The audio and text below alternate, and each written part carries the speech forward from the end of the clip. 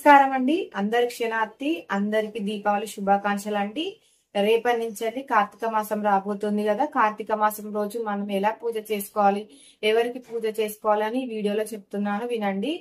రేపటి నుంచి అమావాస్య మొదలు కార్తీక మాసం కూడా మొదలండి. కార్తీక మాసం చాలా విశిష్టమైంది.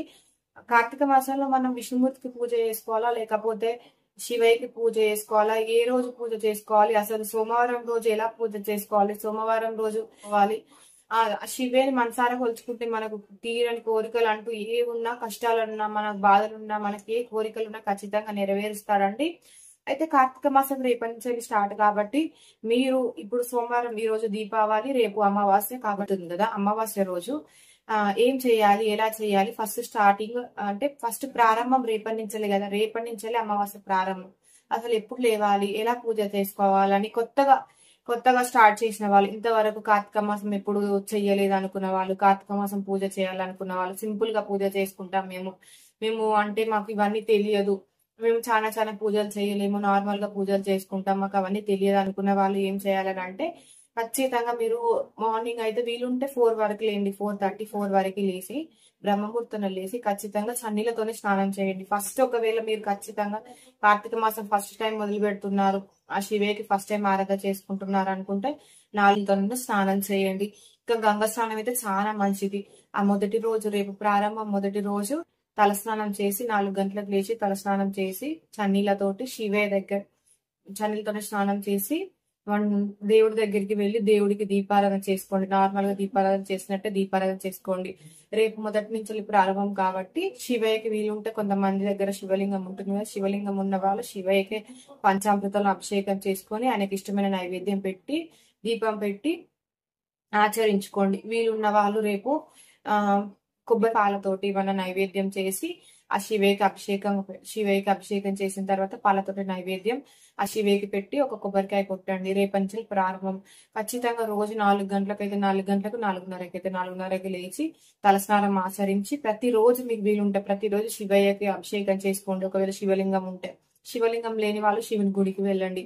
శివుని గుడికి వెళ్ళి శివయ్యకి అభిషేకం చేసుకోండి. లేదు అనుకున్న వాళ్ళు చిన్నగా ఏంటంటే మట్టి ఉంటది, మట్టితోటి కొద్దిగా శివలింగం చేసుకుని రోజుకొకటి అట్లా 21 రోజులని లేకపోతే 11 రోజులని అట్లా పెట్టుకొని ఆ శివయ్యకి అభిషేకం చేయండి. ఆ 11 రోజులు, ఈ కార్తీక మాసం ఉన్న 11 రోజులు, వీలున్న వాళ్ళు 11 రోజులు, వీలు లేని లేడీస్ కి కొద్దిగా చూసుకొని చేయండి. 11 రోజులు రెగ్యులర్ గా చేయండి. లేకపోతే కానివ్వండి, 21 రోజులు కానివ్వండి, శివయ్యకి శివలింగం తీసుకొచ్చి, మా శివలింగం ఉన్న వాళ్ళు శివలింగం తోటి అభిషేకం చేసుకోండి రోజు. శివలింగం లేదు అనుకున్న వాళ్ళు మట్టితోటి శివలింగం చేసి 11 రోజులు ఖచ్చితంగా పంచామృతాలతో చేయండి. దీపారాధన పెట్టి చేయండి. దీపం పెట్టి అభిషేకం చేయడం వల్ల ఇంకా మంచి జరుగుతుంది. దీపం పెట్టి శివయ్యకి దీపం పెట్టి అభిషేకం చేసుకోండి. అభిషేకం చేసుకున్న తర్వాత ఏదన్నా వీలుంటే నైవేద్యం వండి పెట్టండి. మీకు తరచుగా ఏదన్నా ఒకటి నైవేద్యం, పండ్లు, ఫలము ఏది పెట్టినా తర్వాత అలా శివయ్యకి ఆరాధన చేసిన తర్వాత మీరు శివుని ఒక 108 సార్లు చేయండి. 108 సార్లు శివయ్యని నామస్మరణ చేయండి ప్రతిరోజు. ఈ నెల మొత్తం శివయ్యకి 108 సార్లు ఓం నమ శివాయ, ఓం నమ శివాయ అని శివయ్యని 108 సార్లు 108 సార్లు శివయ్య నామస్మరణ చేయండి. అలా మీకు 11 రోజులు కానీ, వీలుంటే 21 రోజులు కానీ, లేకపోతే మీరు రోజు అభిషేకం చేసుకున్న శివలింగం ఉన్నా పర్లేదు. అలా రోజు అభిషేకం నెల రోజులు మొత్తం నియమనిష్టలతో శివయ్యకి ఆరాధన చేసుకొని, అభిషేకం చేసుకొని, శివయ్యకి ఏదైనా నైవేద్యం పెట్టి దీపారాధన చేసుకుని 108 సార్లు ఆయనను పూజించండి. కార్తీక పౌర్ణమి కానివ్వండి, లేకపోతే పున్నమి రోజు కానివ్వండి, అలా మీకు వీలుంటే మార్నింగ్ ఉదయం నుంచి సాయంత్రకాలం వరకు ఏం తినకుండా పచ్చి మంచులతో కూడా ఉండొచ్చు. వీలున్న వాళ్ళు ఉండండి. లేదు అని అంటే మాకు హెల్త్ బాగుండదంటే కొద్దిగా ఏదైనా పాలు లాగా, లేకపోతే ఏదైనా పండ్లు లాగా, లేకపోతే ఏదైనా టిఫిన్ లాగా చేసుకొని ఈవినింగ్ మళ్ళీ దీపారాధన చేసిన తర్వాత అలా చేసుకోండి. ఇక సోమవారం ఖచ్చితంగా మీరు మార్నింగ్ నుంచి ఈవినింగ్ వరకు ఏదైనా టిఫిన్ లాగా చేసి ఫాస్టింగ్ లాగా ఉండి చేయొచ్చు. లేదంటే బాగా నిష్టగా చేసే వాళ్ళు పాలు పండ్లు తిని సాయంత్రం దీపారాధన చేసి మళ్ళీ శివయ్యకు ఏదైనా నైవేద్యం సమర్పించి అప్పుడు అన్నం కూడా తీసుకోవచ్చండి. ఒక్క రోజైనా నాన్ వెజ్ తినకుండా చూడండి. నెల మొత్తం ఉన్నా కూడా చాలా మంచిది. ఒకవేళ మీరు ఇంట్లో వాళ్ళైనా తినలేరు, ఉండగలలేరు అంటే ఆ ఒక్క సోమవారాలు, కార్తీక పున్నములు, కార్తీక మాసంలో కార్తీక పౌర్ణములు, కార్తీక పున్నముల రోజు కూడా నాన్ వెజ్ తినకుండా చూడండి. అయితే 4 తులసి దేవికి దీపారాధన చేయడం కూడా చాలా మంచిదండి. మీరు 5:30, 6 వరకు తులసి దగ్గర కూడా దీపారాధన చేయడం వల్ల మంచి జరుగుతుంది. తులసి కోట కూడా మీరు దీపారాధన చేసుకోండి, చాలా మంచిది. ఈ కార్తీక మాసంలో తులసి దేవిని పూజించడం, శివయ్యని పూజించడం, విష్ణుమూర్తిని ఆరాధించడంలో చాలా మంచిది. పిండి దీపాలు అంటే విష్ణుమూర్తికి చాలా ఇష్టం పిండి దీపాలు. ఈ కార్తీక మాసంలో శివయ్యకి కూడా పిండి దీపాలతో చేయండి. చక్కెర నెయ్యి వేసి పిండి దీపాలు చేయండి, లేకపోతే బెల్లం నెయ్యి వేసి పిండి దీపాలు చేయండి. శివయ్య పిండి దీపాలు సమర్పించండి.